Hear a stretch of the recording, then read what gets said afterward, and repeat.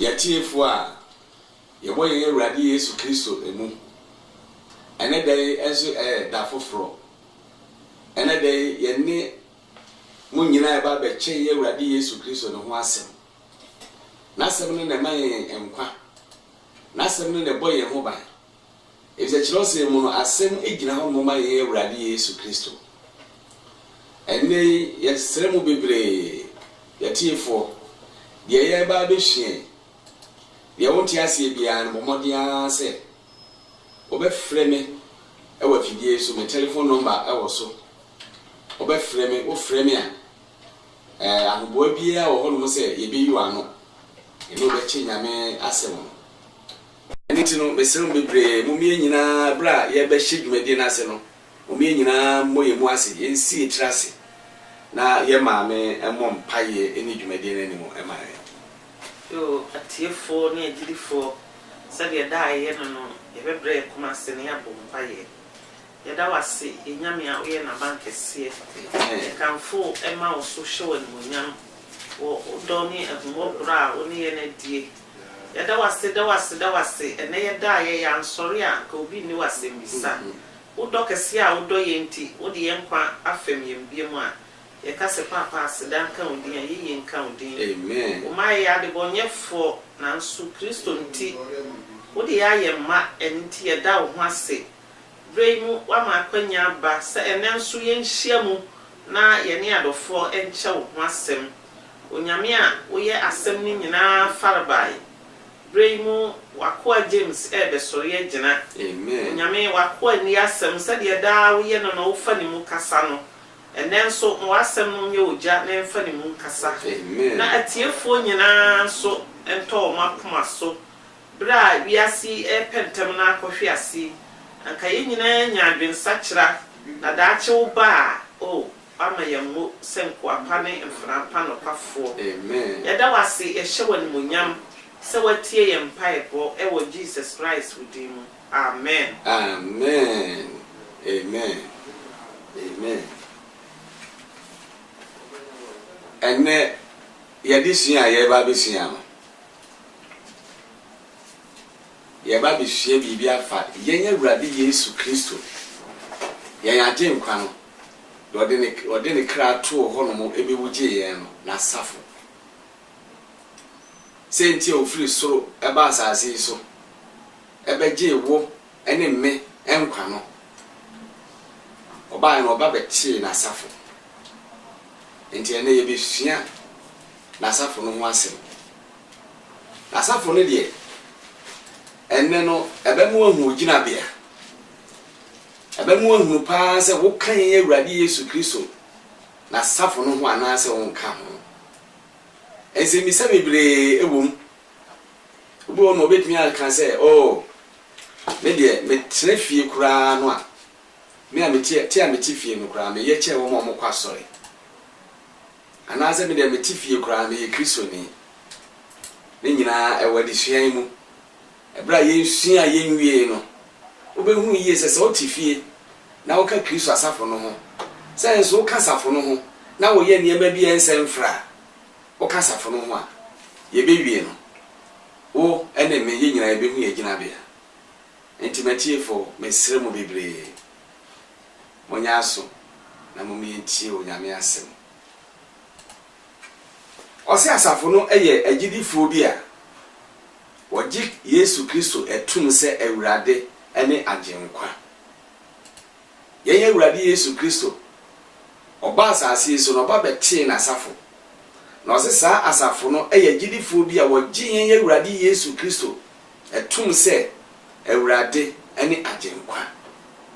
ayɛ de sɛ wowɔ abusua bi mu wowɔ abusua bi mu a wowɔ papa wowɔ maame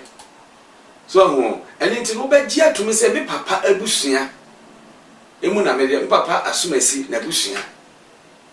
na nɛ no deɛ yɛbɛsua deɛ ɛboro papa abusua ho ɛyɛ yɛn Awurade Yesu Kristo na abusua ane yɛba abɛsua ɛho adeɛ na safo no na yɛbɛsua ho adeɛ ɔsɛ sɛnea Onyankopɔn nkurɔfoɔ ɛteɛ wɔ apam dadaa ɛbrɛ emu no saa no wafrɛ yɛn afiri wiase sɛdeɛ na Onyankopɔn na safo a ne wo hon tete ebre mu no saa na menu mi enu ne wa frɛ yɛn enso din aba ɛyɛ ne nwanbuo no aba bɛ yɛn so ya safo yɛhuru yie sɛ otwe di ampo Nyankopɔn ɔno ɔyagye nkwa Yesu Kristo no ɔno a ne di Israel fo anim boaboa wɔn nyinaa no edi wɔn anim efiri Misraim asase so kakra enkakra ɛdom koduru Canaan sa wɔde wɔn yɛ asafo enti no na wɔn nyinaa egidie ɛne de wɔn na no na ɛne otwe di ampo Nyankopɔn so anu musu nyinaa no musu gu otwe di ampo Nyankopɔn so na no otwe di ampo Nyankopɔn so yɛ ɔmakoma so ade ma wɔn ɔma wɔn aduane di ɔma wɔn nsuo no ɔma wɔn ɛhyerɛn ɔma wɔn isum sɛ ba sɛ ɔhyerɛn na no ayɛ de ano ɔde sum akata wɔn so deɛ no hia bia no ɔde ma wɔn saa pɛpɛɛpɛ ne yɛ so no sɛ de Onyankopɔn nkrɔfoɔ tie wɔ apamdada ɛbre no mu no saa na wafrɛ yɛn afiri wiase na wafrɛ yɛn afiri wiase ma yɛn nyina waka yɛn abom sɛ asafo no ɔse ɛsɛ yɛbom som na yɛfa ayɔnko asafo no a wafrɛ yɛn no wafrɛ wafiri wabusuam wafrɛ wɔ yɛfiri ne kurom wafrɛ wɔ yɛfiri ha ana waka yɛn nyinaa yɛbom ana wayɛ sɛ asafo na wɔyɛ yɛn asafo no ɔse ɛsɛ yɛbom ne yɛsom hwan yɛbom ne yɛsom ɔno agye nkwa Yesu Kristo ebisa wɔno na wɔba bɛtee na asafo na afei yɛfa ayɔnko sɛ menu mienu yɛn nyina wo menu mienu sɛ yɛyɛ baako ɛwɔ Nyame asafo no mu a yɛn nyina no ɛwɔ sɛ yɛsua de bom ɛwɔ sɛ yɛbɔ mpa yɛ bom ɛwɔ sɛ yɛdidi bom ɛwɔ sɛ yɛ bibia bom te sɛ nipadua yɛ wɔ hɔ ɛyɛ akwa bebree yɛwɔ nsa yɛwɔ nan yɛwɔ ti yɛwɔ hwene yɛwɔ ani yɛwɔ aso yɛwɔ ano akwa de bebree na ne nyinaa ka bom mare yɛ baako ɛne nti na wɔka kyerɛ yɛn sɛ wafrɛ yɛn firi wiase mfa na nyinaa ana wɔde waka yɛn abom sɛ tie nsom no na yɛmfa yɔnko na afei yɛgye akwankyerɛ efiri asɛm no mu ɛbra yɛn nyinaa yɛsom no ne afa yɔnko no akwankyerɛ biara ehia biara no yɛgye firi ɛyɛ n'asɛm no mu na asɛm no nso egyina hɔ no moma yɛn Awurade Yesu Kristo enti akwankyerɛ bi a yɛgye biara no yɛgye firi yɛn Awurade Yesu Kristo ɛhɔ no mo na afei deɛ ɛno nso so mu no yɛn nyinaa yɛaka bom adi Awurade adidi Awurade adidi no yɛn Awurade Yesu Kristo kan ɔse Awurade adidi a mene mo asuafo mene mo edie yɛn ni bibio kosisi yɛn nyinaa bɛhyia mo magya ahengua mu ɛhɔ mo ne yɛbɛsan yɛ de adi bio ɛne nti ne yɛ Nyame asafo no a wafrɛfrɛ yɛn nyinaa no ɛwɔ sɛ yɛka bom na yɛdi Awurade adidi na afei yɛsom adasama nyinaa Nyame asafo no a wafrɛ yɛn no wafrɛ yɛn aba ne nwanbuo no sɛ yɛmra mɛsom adasama nyinaa kwan bɛn paa ne yɛbɛfa so a yɛbɛsom adasama nyinaa okan ɛyɛ Matthew 28 enjichemu edu enkron hɔ no no a wɔse monko wiase afa na nyinaa enkonko ka me ho nsɛmpa ne enkyerɛ wɔn a mobɛgye adie no wɔn asu enhyɛ agya ɔba ɛne wɔn kronkron edin mu na menim wɔ hɔ no mo efiri sabre ekɔpem sɛ mɛ de mɛsama ba bi enti anuanom soma yɛbɛsom ɛyɛ wiase nyinaa no ɛwɔ sɛ me ne omienu wo a wotie me ɛne me nso a me kasa no ɛwɔ sɛ yɛde otwe di ampo Nyankopɔn ne ho asɛm no kɔ amansan nyinaa mu ne yɛtwe nipa ne bi ɛba bɛka Nyame na safo no ɛho yumadi a wɔde ama yɛn ɛno no na yɛpae asɛmpa no mu wiase afa na nyinaa asafo no enye ne tumi efiri Kristo a wɔyɛ asɛm a ɛbɛyɛ wɔn honam no asafo no yenye tumi efiri Kristo no a wɔyɛ asɛm a ɔbɛsa bɛyɛ honam no ye ene yehu yie sɛ asafo bebree wɔ hɔ no mu a ɛsɛ ebinom wɔ hɔ no mu a yafu ebinom wɔ hɔ no mu a yafu enti no omo akoba bi kura kwa akogyegeje niema bi tumi bi a omo de ye de omo de ye adwuma so adwuma no a wo ye no wo ya ama hwan wo ya ama wo a wo ho anaze wo ya ama Kristo wo se asafo ni nya tumi efi ye nya Awurade Yesu Kristo ho endi se wo pese wo nya bibia ebia ya ba brochire hai ebi kura na opekrata ise ba ya ba ha de kwan bia mu anya krata kura na adwuma bra onya bi nye o pa adwuma onya bi nye hwan na eso ka kire no osi yenye tumi fi yenye Awurade Yesu Kristo ndi ebra wo Kristo asafo num wo Kristo abusua no mo no yesa wo ye ne se wo ye de o sire tumi o sira hode bia ohia bia no obi se free yenye Awurade Yesu Kristo ho ebi se wo no eni asafo ni ti ono ena obeden obeboa ye kwa miase nyina mu se de ya ne bi no mko eya bosuma hodo no mo no mko koje muwa bi no se wo hia bibia obosom no ho no no mko anaso mo boni din na yenso e wo Kristo enwini nase Kristo asafo no mo no de ye de bibia ehia bia no ebi se free yen Awurade Yesu Kristo eho no na wose asafo no enya ni tumi free Kristo a woye asem a ebeye onhonam no ene twere kronkron no a eye asem a watwere no ne nchen no safo no tumi a yenya nyina no wonya free ba biara enya free Kristo no a ono abete na safo no ono a no obemi etumi ene ntine so obi wo ho no ne se o wasafo no na se wonya nya tumi bia na se woye wadwen se bia na meken wo sunsun mi de se bia bayi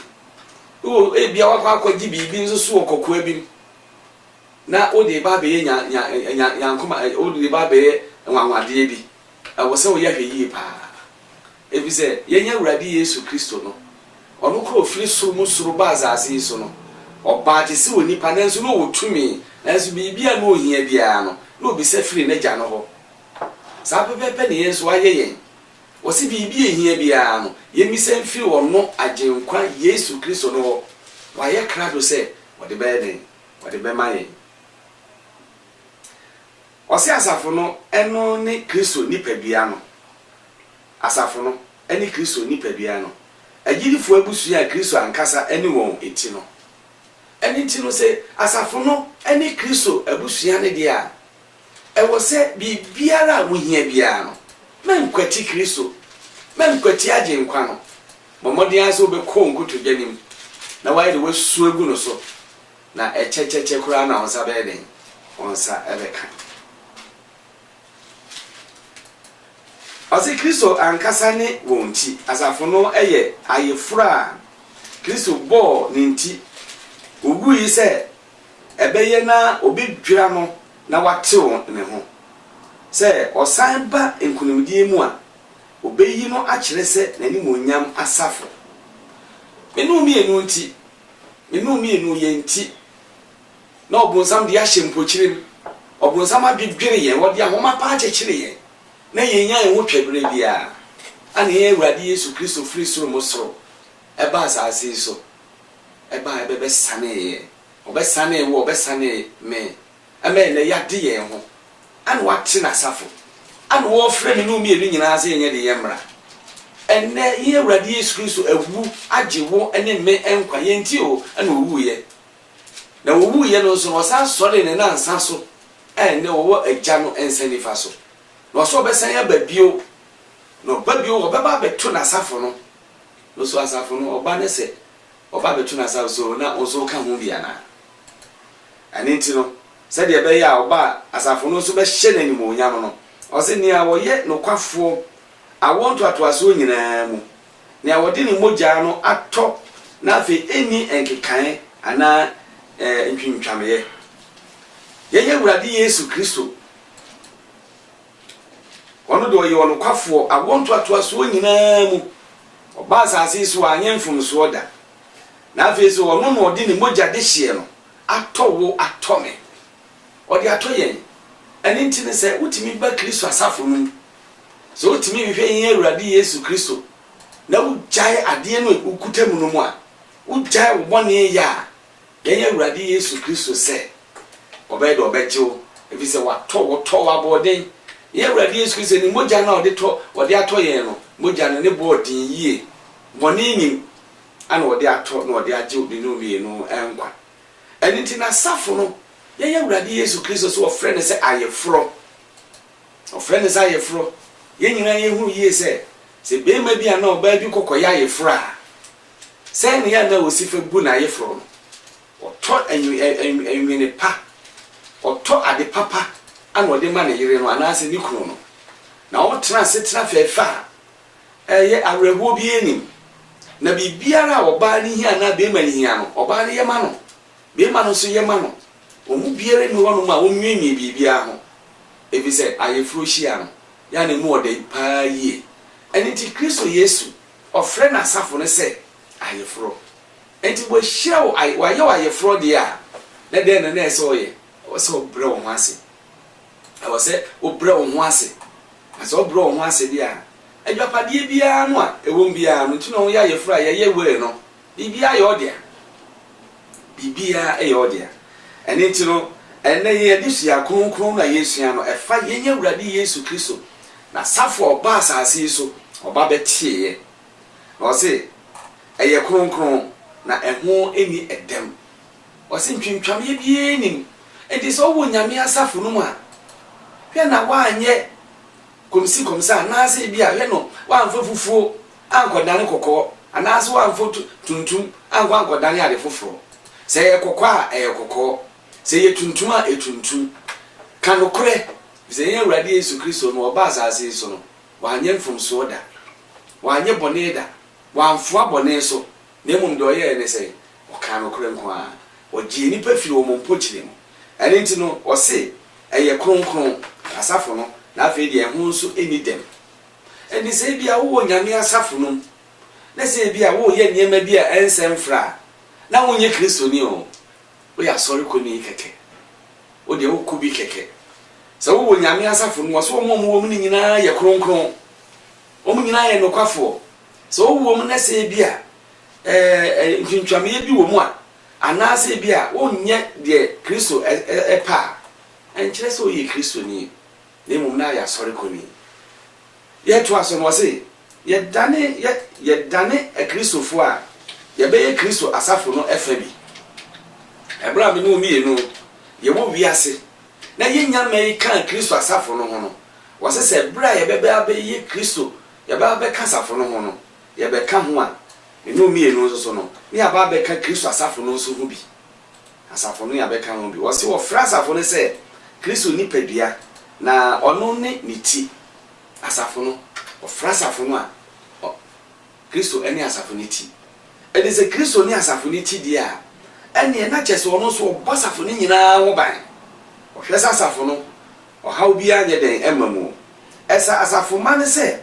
wonam osun enhie mu so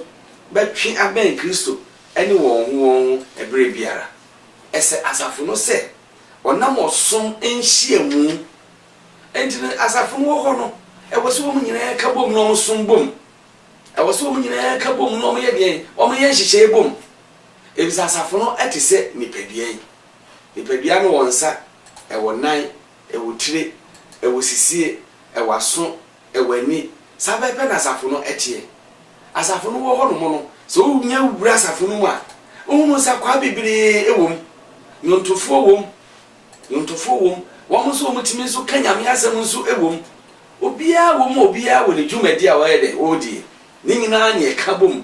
ema ne ye nipadua na se ema ne ye asafo no se de nipadua wo ho no me no sa bepe na asafo no so tie onye wura asafo no mu a ohunu ye se obia ewo ne ginabea ani nyina na ka bom ema ye frɛ no asafo mama sabre obekenkan bibi kakra ma me ewo Korintofo enwoma edi kan eti dumienu enye chemu dumienu ani dumiensa o se asafo no ani Kristo ani padua no so ye hwese eye no krese asafo no eno ni Kristo ni padua no ampa kenkan hono kakra ma me Korintofo ma eti kan ti aye dumienu na yi mu dumienu ne dumiensa no ma yiti Awurade asem na sede ye ni padua eye baako na ewo akwa bebre na akwa yi nyina doso na so eye nipadua baako no saa ara na Kristo nso te dumiensa no na ye nyina nso Yudafo Helafo akwa odihie aboyen asu honhom baako mu ama ya beye mpadua baako na wamaye nyina anom honhom baako. Amen. Amen. Oh, said the wasifa chere mu aha no wo ma ya tifi asem se wo se asafo no ene Kristo ni padua no aya se misa bia wo bisa me no mienu wo se said ni padua ye baako said ni padua no eye baako ewo nsa ewo nan ewo ani ewo tire ewo aso ewo ano ewo sen ewo kon ewo ni akwa bebre no wo se sa pepepe na onyame asafo no so no enso eti wo se said ni padua ye baako na ewo akwa bebre na akwa yi nyina dooso na nso eye ni padua baako no saa na Kristo nso etie saa na Kristo Yesu nso ye de etie na asafo no enso etie asafo no ugure mu a akwa de ye bebre enso ni nyina ye baako enchichemu bi enim ontimi nka se bi a asafo no e bi a eyewe anase yewe ni nyina ye baako eni ti na ne ye won so de bebre wo wi ase na ye nyina so ye ti no wan ye nyina ye ti ni Kristo a ye so ye Ewurade Yesu Kristo se asafo bi wo ho no na se oni Kristo anamo achi oni Kristo enhyehyɛ achi a me ka kire opin se omo nya Kristofo asafo biara omuni ye Ewurade Yesu Kristo anamo achi kyerɛwsɛm ye wo hwenhyehyɛ bi ye wo momu ni so no na enye Kristo na asafo ni bia na emom no na ye obronsam wa ye fake bi na ode abefrem no kure eni nti no asafo no akwa na ewom ni bebre na ni nyina nso so no ye nyina ye hwe ye Ewurade Yesu Kristo ama abesa hwe eye Efisofo eti baako enye chegma duonu mienu ene aduonu miensa wo se Kristo ene asafo no ti ye behu se ampara so Kristo ene asafo no ti ana amcho ye kenkan Efisofo ti ye baako chegma aduonu mienu ni aduonu miensa no manti Ewurade asem na ode ade nyina ahye ne nan ase na ode no aye ade nyina nso eti ama asafo aduonu miensa no ene nipadua ne ade a ohye ade nyina ama won nyoma nyina mu no maye. Amen. Amen. Waso ode ade nyina ahye ne nan ase ne nti no di bibia ahye ne nan ase ye Ewurade Yesu Kristo no ano ba beche na asafo oba ye no ana oyi asuafo dumienu oyi asuafo dumienu no wosan yi asuafo aduonu mienu wosan presan yi hanum kura na asuafo dumienu no eno ne nam so ema ye nyina ne ebi atomie ame enso ye nyi asafo aye womi eni nti no se Kristo Yesu na se ye hwe ne dia Kristo Yesu ni yedi na chi dia na ewo se yedi Kristo ne bohye so yedi Kristo na asem no so ensese ye yi bi frim ensese ye di bi ka ho se wo ya asafo bi na se Kristo ne nhyehyɛ emransem du no woni so dia ne ka kire opin se na onye Kristo asafo ni bia na won ka ho enti bo modian se wo ba hwehwe kire osem no mu yi se woni mu se wo da nkwa wo mu dia eno ne betumi aboa madachi wako Kristo Yesu nkyɛn dia ene bo modian se wo ba hwehwe mu yi na watimi aka Kristo na asafo no eho mama abesa hwe ba bi bu fra ma me wosan frɛ asafo ne se Kristo ayefra o siesie ama osoro ayefrohia kese no se ofra asafo ne se aye Kristo na ayefrohia wo siesie dia ene be Korintofo enwoma etoso mienu eti du baako enjiche mienu wono mo mame du baako Korintofo nwoma etoso mienu etira ye du baako ni mu mienu na ninkunu metwe no mo ho no metwe no Onyankopɔn eni nkunu na majemo awade ama oberima baako se mede ababaawa a efin enka no enkano nko enkano mere koma Kristo enkano amede koma Kristo mo awu se wose na ninkura metwe no mo ho no metwe ma Kristo yenye awurade Yesu Kristo se obema bi ahia ne yire ayeforo anaso obema bi akokoware ne yire a ohwe pa na ni kunu ho pa na bema foforo anase mfumfumso bi asese mfumso bi eba ho ebise se opinchen no anase bi ayo wadwen so ba akwese ne pa muye so obekoto kwabre no muye se ene ne to kwabre no na abeko ene ti Paul se ni nkura metwe ma Kristo ene ti Kristo nso so no ajewo ene me waye ayefro so waye ayefro dia ene tumi biara ni we betimi ayede ababe hayen yo ye Kristo fue ye mu bibiro wa ye tel suro bayi pa ye Kristo fue ye tel suro biase mu niema bibire nanso ye hu ye se ho kronkron ye ne nati asase so na wonhum ne boye ho ban wonhum ne kyenkyene ye wonhum no ne ye fira akwanuasa wo hawo ne abebrese bibire mu ense se ye suro hwe wo ye Kristo ni a mu ye se wo botenten bi a wo do ho atwere no wo banua kase bi a do ho atwere no ento ntimi mpane hweda agye se yen awurade Yesu Kristo emma kwan ansana ebia bibi atimi aba nanso bibi kura emra no na Kristo no abesa ya den asa so mu apagya se de ebere bi Petro oka se wonnam pono so wodi gidie hyase na kire no ni gidie kɔfom nanso ye de we den oso mu twene fi enso no ama abesa hwe ba bibio ama me eye said you can say ye well ye ayefro no hwe adisem ti dunkro enyichemu enso ene enwotwe adisem ti aye dunkro chemu enso ene nwotwe mayenti awurade asem moma ye ninye na ye ni ahusie na ye nhye no anyunyam efrise adwama no ayefohia adu na ne yire asiesie ne ho otwe no na wode enwura pa a eho afita a eho tie ama no se umfra na enwura pa no ne ahotefo tenene amen wazimo me ninye na yeni awusie wo biara wo Kristo Yesu abusuanum anasa na safunum ma wani enye pa na ngwatwe wono kra de wose no wode enwura pa a eho afita a enwote emma na se omfra enianu ne adofo no wo ye Kristo ne enwu yie se yenye awurade Yesu Kristo na ni kon ho papa on pese o mo wure kura mpo be de ebebuo to so ode nwira pa a eho afita ana ode ama minu mienu se yenye de yemfemfra edi so obi ama onwira pa a eho afita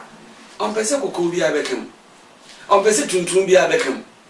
ini ya Kristo ni endi se wo ye Kristo ni dia e wo se o ma wasetena e wo se o ma anantie e wo se o ma akasa o se o ma usuban no tuntum bia mefrem kokko bia mefrem eyefufu a eyefufu ene ntina wo ka no adisem etimi ensa ho no se obeyi nwuna yenwu obeye hia yehe eno na Kristo Yesu wo ka kye me no mi no se sanse wo hia ya yefuro ni ntino wo de nwura fufuo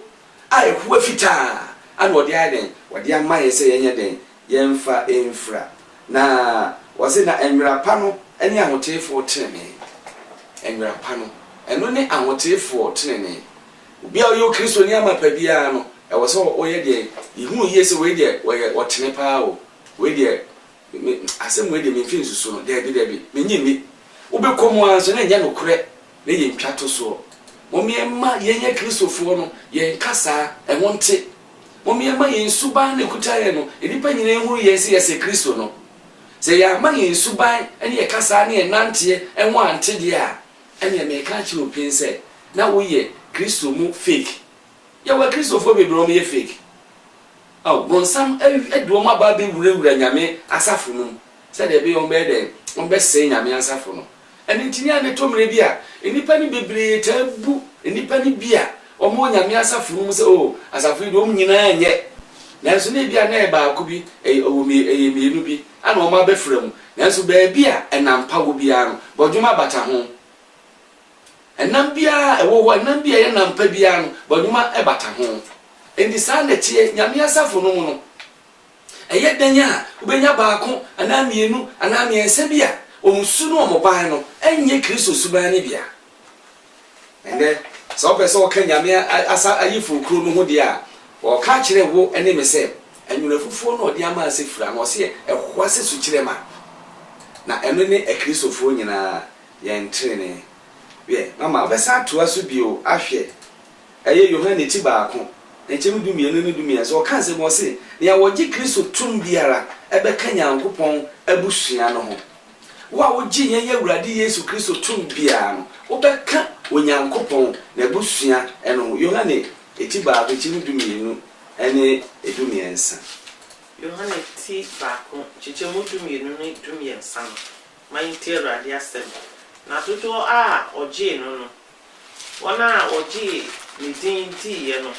oma wontumi se onye Onyankopon ma dumiensa no a emfiri moja anase dia ohonam pe anase dia oberima pemu na mom efiri Onyankopon mu na bowo. Amen. Wase na dodo a wochi no won wa wochi ni dindi ye no oma wontumi se onye Nyankopon ema ene nka obeye nhira papa se obeji Awurade Yesu Kristo atum so ji Awurade Yesu Kristo tum so a waso obema tumi se be ka Nyankopon abusua no be ka Nyankopon ema no inu Kristo ni ene ya wo ti sa se mi omode ana dwene ho yie pa fa ka wa dwendwen ho sufre Onyankopon ka kire wo se oma hu ehan no oma ma ka nyame abusua no ho so be ka nyame abusua no ho dia waso obema tumi na obi ani ho no ma sa tumi ni nyame de mawa obetumi ayeden agye afiri won nsem da na abedu mi so wo se enfiri moja anase de ohunam epe anase de oberi mapemu na emum efiri Nyankopon mu ana wowo won se Nyankopon wuwa obro nsem ntimi mema eden emesesa wo hye breda se Nyankopon so odi wani mu a obro nsem ntimi metwintwa wanam da eniti no ene ya ye ti sensemi gini ho yie pa na hwe se ukso okanyame asafo no ho anase wonka ho so oka ho dia eno no di ka no edi se mo no no oka na di se mo no se wase ye nyina ye yi Onyankopon na yefro hye wa hye ya yefro na enwira na wode akyekyere ye no ehwase su kyere ma ya no ne Kristofo nyina trene edi se wo yi o Kristo ni wa wo gitum se wo yi o Kristo ni amapa na wasetena a wote no wonante a wonamu no ensem frade a forget peniye nanso ene ya me ne wo kasa die akwanya wo ho ene die obetumi asakra wo se ochira to obetumi asakira se bosume to obetumi asakira nanso so uwe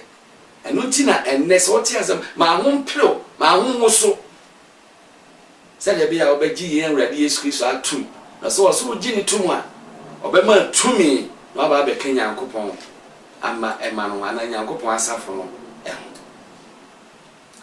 ama be san hwe ba bi bio ama Efeso 14:2 enje chemu edunkro ekosi aduonu mienu ho no mama Efeso 14 aye mienu ni mu dunkro kopem aduonu mienu no mai tie Awurade asem enti afei onye ahoho ne amanfrafo bio na mmom ye ahotefo no eyonko maima ni Onyankopon fiefo wode mo asi asomafo ne adifo fapem a Kristo Yesu no ara ne twiase tibo titiro no so ni muna dia wasie no nyina keka atomu na erema ne ho so enkohye asoridan kronkron Awurade mu aduonu mienu etwato no ni mu na wode mo nso resie akoye Onyankopon trabia honhom amen amen aninti ne se oka asem bi se nia wogi Kristo tum biara ebeka Nyankopon abusua no ho a wo wogi Awurade Yesu Kristo tum biara no wo ana obeka Nyankopon abusua enti no se enti monye ahoho ene amanfrafo bio ebra waba begi Awurade Yesu Kristo atum ese wono ne okra no agye nkwa ne de wo so onya amanfrafo onye ahoho bio ene amanfrafo bio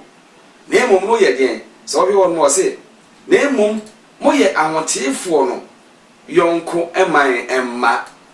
moye ahotefo no yonko man emma ontini no ne wani ye Awurade Yesu Kristo onu nkuto no anye bone da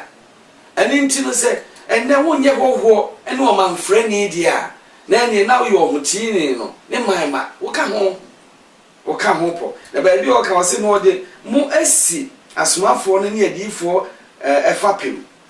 Kristo Yesu noane twiaso tibo etitire eno se nyina ye hwa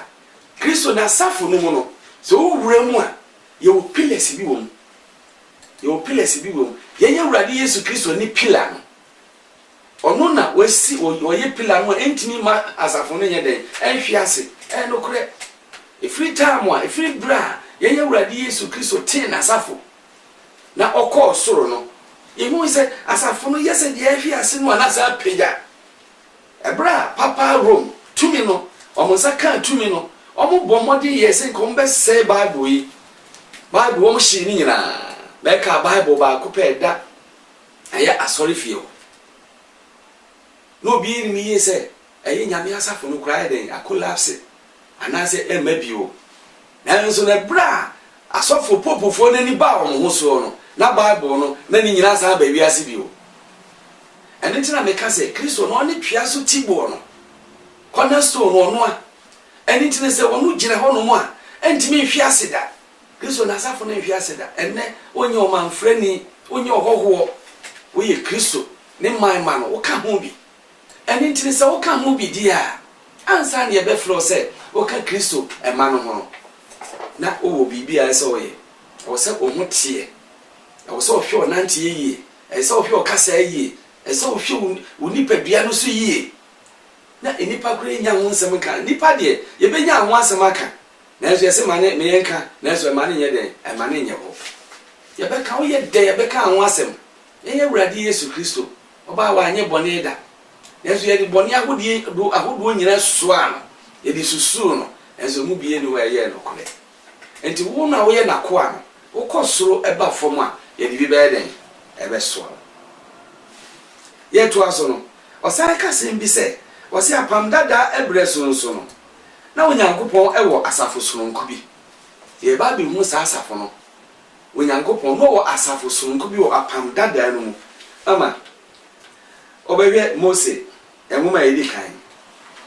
Mose enwuma edi kan eti dumienu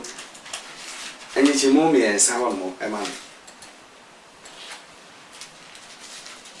Mose enwuma edi kan eti a enye dumienu nyi mu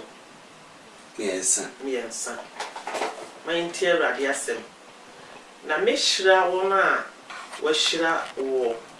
na wona wadome wo no medome wo na wo na obehira asase no musua nyina amen yengina hu yese hwan no ka asase me kire Abraham o se na mehira won a wo hira wo na won a wodome wo no so medome wo na wo mu na wo behira asase so emusua nyina aninti wo yo Kristo ni amapen men suro tumi bia o men suro baye men suro motia men suro maame wata omodi ase obede obedi Kristo na namo nachi nensem no bedi akire ne mbra no bedi akire obesomu yie eso somu yie dia wo botantim ade wo ho atwere no sa tumi we se ni nyina bie no ebetumi agina wani na mekai Bible mu asembi emre bi odunsini bi anu abem pa e wo kire osem na okontro Onyankopon asem na Paul aka no nyame asem a kire ohene bi ama ohene no wati asese ebonasu edi ni sheja oba ene won kronkron din mu no na odunsini ni twintwan kontro yɛn awurade Yesu Kristo asɛm no na Paul ka kyerɛ sɛ krache da bɛn na abɛ kontro Yesu Kristo asɛm yi akoduru ka kyerɛ sɛ wani bɛfira ɛnadu amono wa odonsini ya wabene n'ani fry na ma enipa wo nyinaa ɛma kwan ɛme bɔ wɔn asu de wɔn hyɛ agya ɔba ɛne wɔn kronkron di mu enti me ka kyerɛ wo ne dɛ sɛ wo botantin bi ado ho atwere no wo banua bi ado ho atwere no enti mensuro hwee mensuro bɛyie mensuro bosom na mmom ne nyinaa sɛ obedi Onyankopɔn ne mmara nsɛm no akyi obedi so pɛpɛɛpɛ sɛ wo fom akonkoto dwanim ne sufre Kristo na ɔbɛyɛ de ɔbɛgye wo so nyinaa yɛ kae a saa obedi ni ne krɔmfoɔ no a na ɔmo sɛ asɛm nua no so no baako no kaa sɛ na nyɛ wo wura ɛnyɛ wo ana wo na sa ayarefo yade akwatafoɔ anifrafoɔ ani tie na wɔn so emu buafoɔ nyinaa so nanche ɛne agye wɔn na gye yɛn baako no sɛ wonim deɛ wo ka papa wo nyɛ bɔne da me no mienu yɛ korɔ no na yɛ bɔɔ yɛ no awudie na yɛdi yɛ no ɛno ho ade so a na yɛde aso ano na ɔdane no ho hwɛ Kristo ɔdane no ho hwɛ no si Kristo mesrɛw ɛne woduru agya mesrɛw sɛ woduru ahenni mu a yɛ akae me ɛwa Kristo a wɔnhunu amaneɛ na wɔwuo no ɛnkwagyeɛ ɛho asɛm ɔbaa yɛ nti no ɔdane no ho ɛhwɛ krakye nkakye nsɛndɛ ɔbɛka ne ho wɔ paradise me nua Kristo ni me nua dɔfoɔ mensuro ɔbronsam ate mensuro bɛyie mensuro bosom na mmom deɛ sɛ osuro no nkoto no otwe di ampa Onyankopɔn na di ne mmara nsɛm no so di n'asɛm no so pɛpɛɛpɛ na sɛ odi so deɛ a ɛnti na ɔka no ɔse wɔn a wɔn dome wɔ no mɛdome wɔn na wɔn a wɔn hyira wɔ no nso mɛdɛn mɛhyira wɔn ɔka saa de kyerɛ Abraham na yɛhwɛ Abraham na setena ɔtena yɛ nyinaa Onyame hyira no obi a ɔdome no bi Nyankopɔn dome no saa bɛpɛ na tie ne nyinaa ne sɛ Abraham ɔhwɛ di Onyankopɔn ne mmara no so yie wantoto Nyankopɔn mmara no wanyɛ no basabasabasa sɛ ɔyɛ Nyame basabasa wanhwɛ yi a agoro bɛden ebediru mama yɛn san to aso no ɔka sɛm bi wɔ asomafo sɛ no eti enso enye kyemu aduasa nwɔtwe asomafoɔ enwoma no eti nso kyemu aduasa nwɔtwe asomafo sɛ no ti a yɛn so yi mu aduasa nwɔtwe man ti Awurade asɛm ɔse oyi ne dia ɔne ɔbɔfoɔ no wɔ asafo no mu ɛsrɛ so hɔ a ɔbɔfoɔ no ne yɛn agyanom kasa sena bepɔ soɔ na ɔgye nkwansɛm no de brɛ yɛn no amen ɔse oyi ne ɔbɔfoɔ no ɛwɔ asafo no mu ɛsrɛ so hɔ a ɔbɔfoɔ no ɛne no ɛne yɛn agyanom ɛkasa sena bepɔ soɔ no na ɔgye nkwansɛm no de brɛ yɛn nyina hu yie so ɛbrɛ Mose ɛkɔ Sinai bepɔ no so no ɔkɔkɔ hyia ɛyɛ yɛn Awurade Yesu Kristo yɛn agye nkwa no yɛn bɔfoɔ no ana ɔde mmransɛm nkwagye nsɛm ati sei no ɔde yɛ den ɔde ma ɛyɛ yɛn wura Moses ɛne ano ne adɔfo no yɛn Awurade Yesu Kristo ɔtɔ wɔ aboɔden paa ɛne nti ɔmpɛ sɛ wɔbɛyera wobɛteetee koraa ɔmpɛ sɛ wobɛhahae koraa ɔsɛ wohia biribi a ka kyerɛ no sɛ wowɔ ɔhaw bi a ka kyerɛ no wosuru nyinaa wɔ sɛ ɔbɛyɛ de ɔpepe pa w'ani w'ani ne suo enti ɛnyɛ w'adwene da sɛ aka wo nko a o woyɛ ankonam wonya ankonam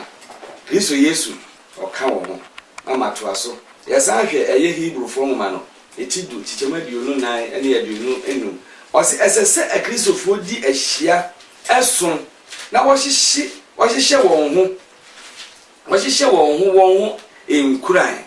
ɛwɔ sɛ kristofoɔ ɛka yɛn ho bom na yɛsom na yɛhyehyɛ yɛn ho enkuran yɛhwɛ Hebrefoɔ ti du nkyɛmu 24 ɛne 25 Hebrefoɔ ti a yɛdu hyɛmu 29 ne 25 man ti Awurade asɛm amoma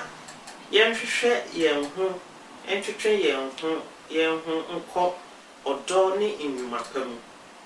na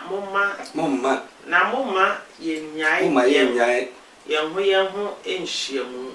sede a ebinum anya anyoe na momma yentutu yenho fo bredodo a muhunu se edano reben. Amen. Na momma yenhwehwe yenho antwitwe yenho enko domu enyuma pamu na momma yenya yenho enhyiamu enti nyame na safo no Kristo na safo no ewo se ehia de bia ewo se brede nyina yehia ne yeto nyum yi Yesu aye ye kamfo no ye trontrom no ne ye hyehyɛ kwan ye befa so ebekɔ biase mfa na nyina ede ne nsempa ne de akro enti wo se momma yenya yenho hyiamu da na emom ye momode ase ebema yenho nkran ye be hye yenho nkran ye be boa yenho unua bi ho kyere na bomode aboa sa pepepe enti no se o kyere se nyame asafo no a nyame asafo no enya asafo bi a e wo se o tene fie se wo te fie dia na enkyere se umpese obeka nyame asafo no na se wanka nyame asafo no ho dia ene ehunu yie se daachi no Kristo pia obefa he yenya Awurade Yesu Kristo pia obefa he o se de yemfa ne sempa ne nko de obeji edi no o se de obeji edi o wonu se nipa no bebre anyi ni de ye kan se bebre anyi ni o meka so me kura na me tifie kura me ye chen mo kura mo ye de mo waso de ye na nsutua na mo bi na hwade na bi hu yenya Awurade Yesu Kristo na ni mo nyam a chense e bi ananka wo tifie obi a Kristo ni mi nua dofo onyankopon ne honhom no ana ode wo ye nyina ana wo ye nyina ye mu nanso sanso wone ma sade wo wawo ma bese dia miensa na na enum anase edu ya maame no ma mpanyifo no mo wo ma be edu no emma dunu mu kra no na ba akope bi wo mu ana mienu bi wo mu opon asem pa sa na tie nyame wo ma mo na wo na wo mu nyina nanso no bi wo mu opon asem e kire so mo ye sitie emma wo maame no papa no sa be penete Kristo aba beti na asafo no aba beti no sa wo ka ho na wo ye Kristo apedie no a enye so abeka ho no na wo so no wo san ye wiase niema wo nemo wo ka ho na ye Kristo apedie ne dia ene na wa wie yo ene ne ba pa no ne do ba pa no wo se wo no wo na wa hia wa ye furu hia ento ama onwira pa a ehwo ase su kirema ana ode ama eno ne atrenefo ene ntina ne wo ka che mi no mi enu se utine fia unti me yi Kristo ni mane nye yi se wonnim dia na wonnim okronfo no ana bidi ni no osakira en Kristo ka che ne se ene obeka me ho paradise no wa anko hia dan mu da nanso hia ye Awurade Yesu Kristo no o jini die enti e bia ne ense me aye kan e bia ne no wa hia omodi ana gidi wate na hwehwe kirosem no na bize kirosem no mu ana nkwaje eden ewo ama abasa hwe se ye de nyito osem ne de bekọ na wieye o se esese ye de yen akyede esese ye de yen akyede ye ya ho oden ne nia yetumi eyebua ema asafo no etumi ejina esese ye de yen akyede ye ya ho oden ene nia yetumi eyebua ma asafo no etumi ye de ejina pe Korintofo nwoma edikan etidum yenu Korintofo nwoma edikan etidum yenu enchemu enan kosi dubaako Korintofo nwoma edikan ti ayedum yenu yimu enan ekopem dubaako man ti Awurade asem na adom akyade egu ahodro nanso honhom kro no ara na osun enwuma nso egu ahodro nanso Awurade kro no ara na dwumadie enso gu ahoro nanso Onyankopon kro no ara di dwuma no nyina wo nyina mu nanso o ma honhom no yi ne ho adi wo mu biara mu na aye iye na wonam honhom no so ma obi nsen anyansa semka obi nso o ma no nimdie nsemka sadia honhom krono arape ofoforo nso omano gidie honhom krono aremu obi nso omano yaresa adomachedie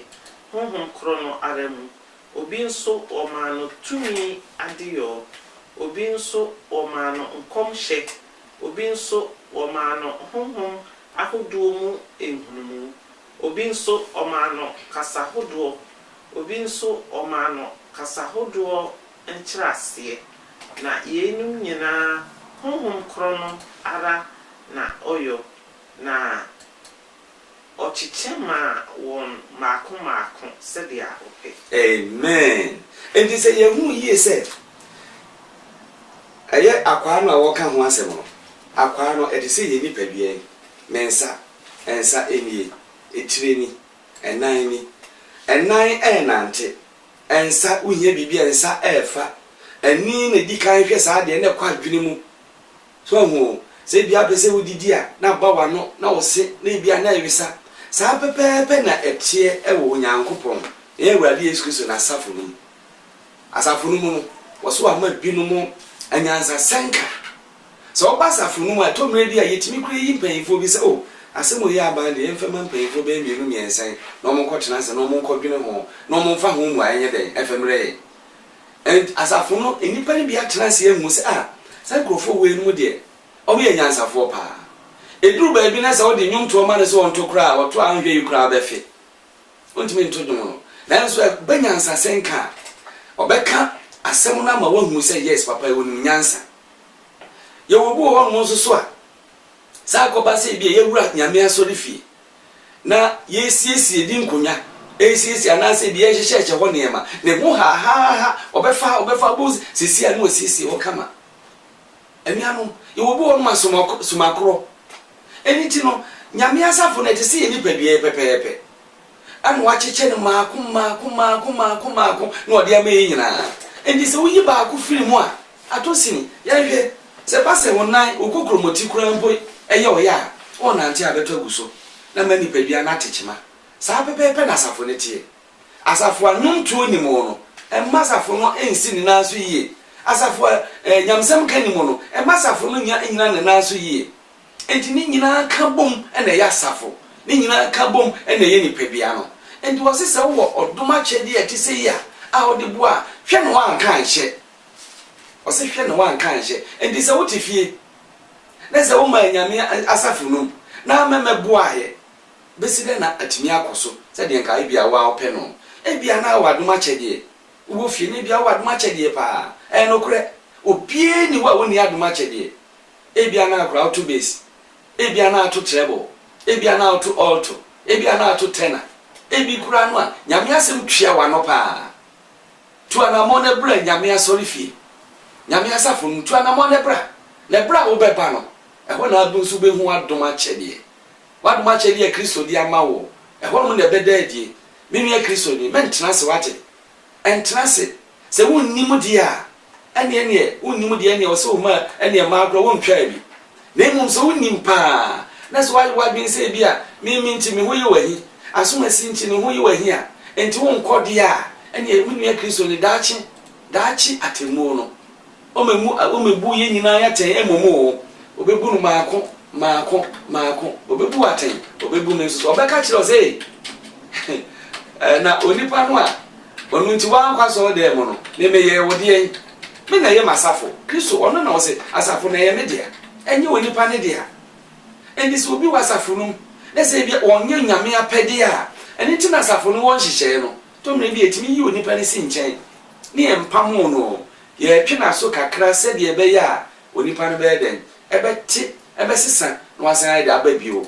se ye hu ye de a ne ye hu ye na emu ye hu de ye hihye da ho enti me nua Kristo ni me nua adofo ne wutie me bo modia ne sori tu anamo na bra Kristo asafo no na kakakra bi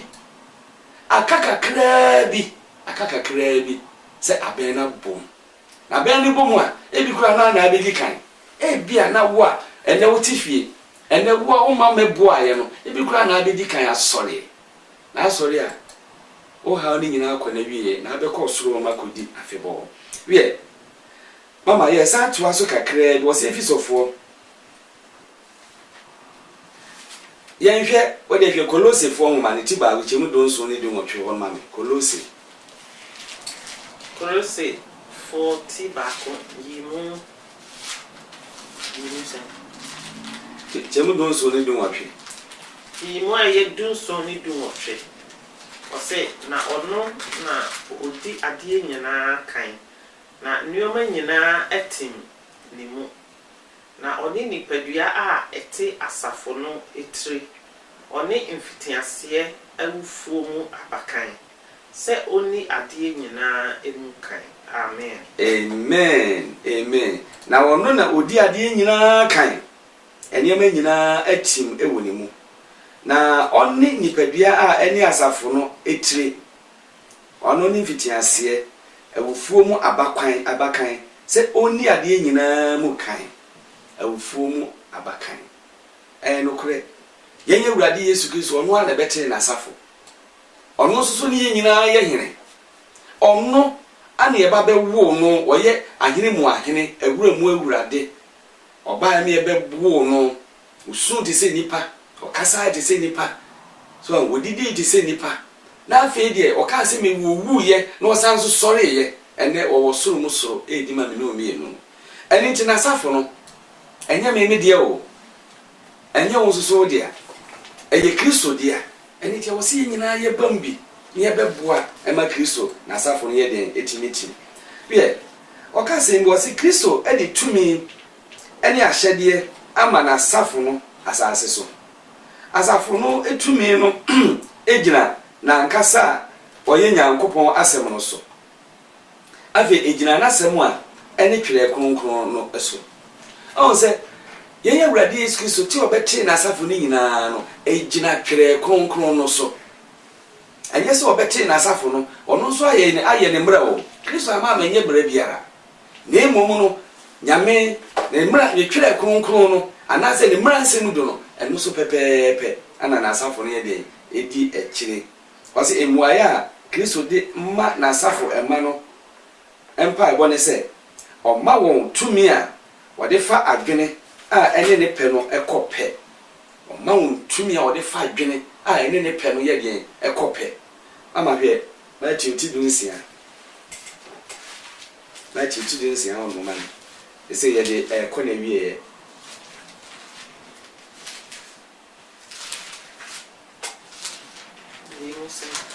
ati ti dunsia je mu dumiensa ekon Matthew tia eye dunsia yimu dumiensa ekron na Yesu duru Caesarea Philippi fam no obisa na suafo no se nipa se onipa ba no ne hwan na wo se ebinom se Yohane suboni no ebinom se Elia na ebinom so se Yeremia ana adifo no baako o se won se na mo de mo se me ne hwan na Simon Petro bua se woni Kristo no Onyankopon tiasefo no ba ena Yesu bua se no se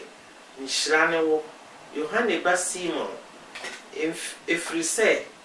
enye honam ni moja na ayi akire wo na meja a owo soro no du nwotwe mama fesi ya kakramai ye nyina ye hu yie se opeso ma ye hu yie se Kristo Yesu no oyi onyame ba oyi onyame oyi aginkwa so ahu wasi ebinu so ene ese me ne wan no so wonu wan onyame ba no onu onyame ba no Kristo zuka chense enye honam na ayi akire na emu me ye meja ne na ayi akire wo so ahu eni ntino yenye urade Yesu Kristo no ane bebe tintim na safo na wo tintim ye no wa amansunsun ya ma eye na jane mransem dunu a wode ma Mose no amansunsun ye bi amam eno so pepepe na sie eno so pepepe hwe edu nwotwe eti du nwotwe nche mu du nwotwe wona mama me wa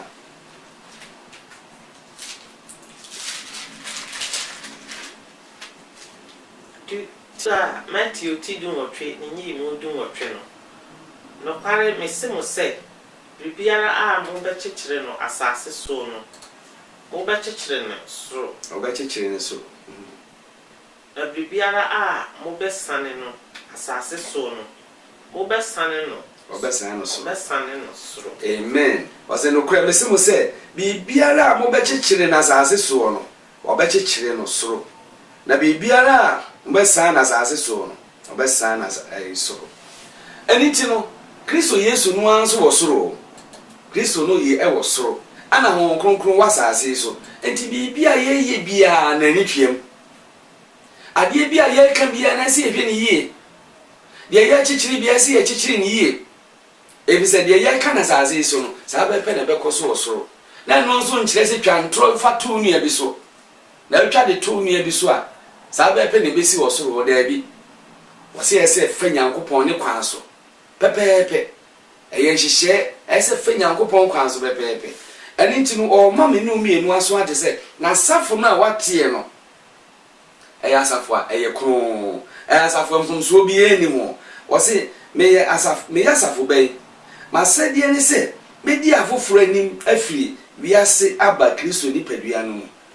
me asafo bai no e wose me di afoforo anim do mu firi wiase edo mo ba Kristo asafo no eno na yehwe wo ma tie de no nwatwe echemu don kuno ene aduenu no mama e be se timbio tie de no nwatwe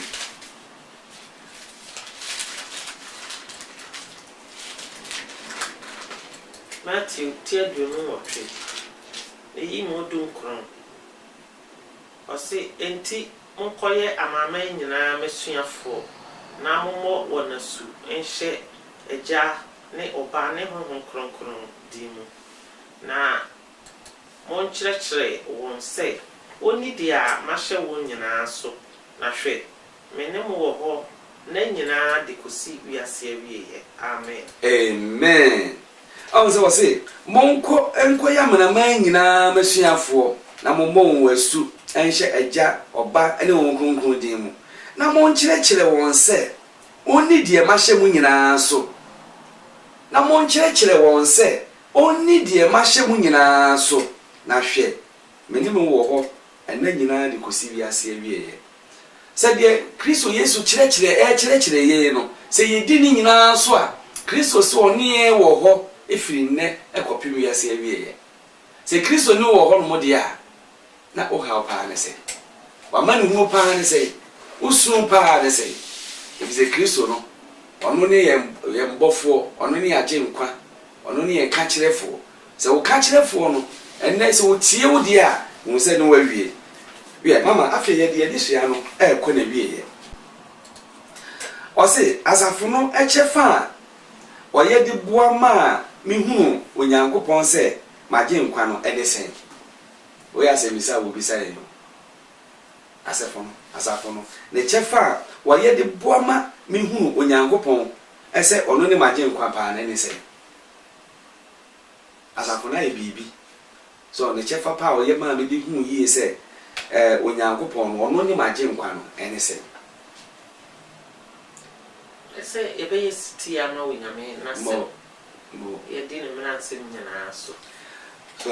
mama ye da se pa asafo no chefa pa ne se wose monko biase afa na nyina wose etu anamon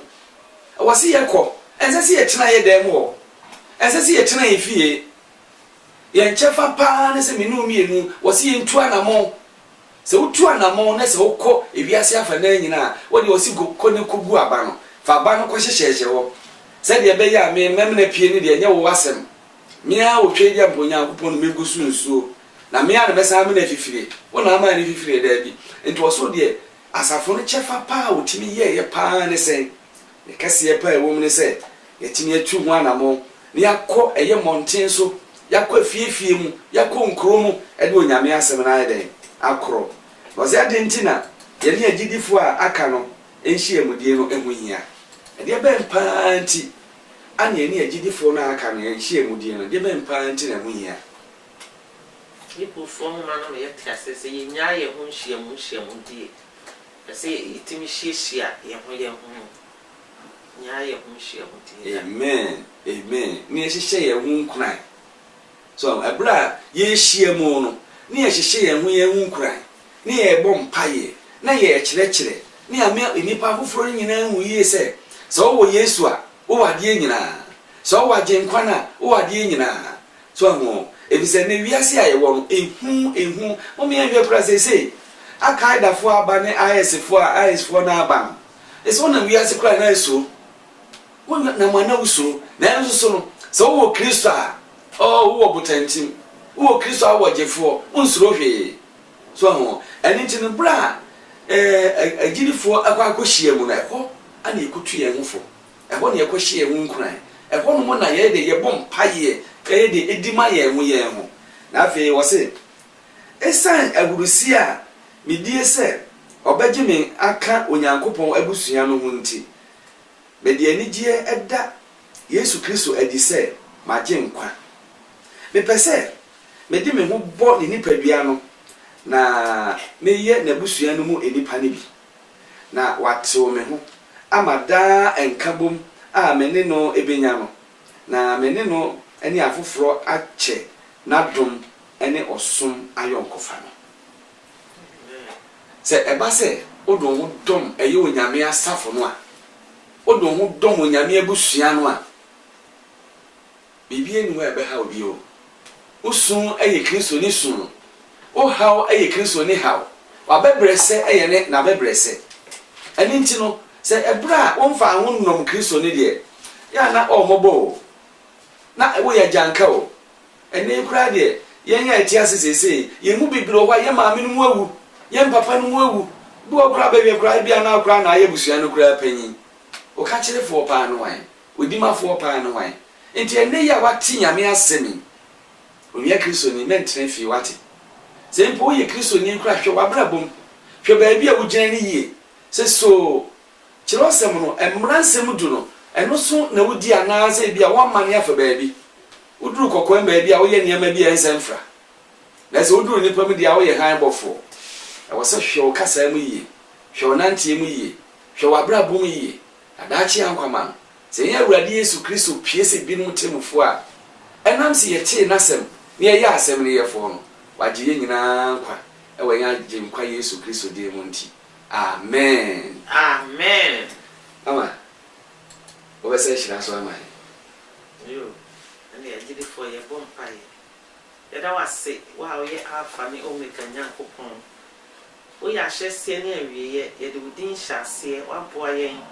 Papa, yet also no air corner yet, nyankopon. Wakua or go abano said your kind, and wouldn't be soon sue Amanason Hanan and Mohon. Amen. Yes, so or could be around Tia Semino. Jesus redeem. Ma asam no bo emmo don wona kuma mu na obeda no onwene ho na de beboa ne nkwagye no awurade opportunity sisan so say ene ye odom bre ene ye nkwagye da se ye to ne a ye mpirim yakoma enimi ye pa se ubeboa ye na waye ne sa ahoden bia wako ahwere ye no so yenim se wahye na namu enenti aseda ayeye ne nkamfo ne de ma wo Jesus Christ udimu. Amen. Amen. Amen.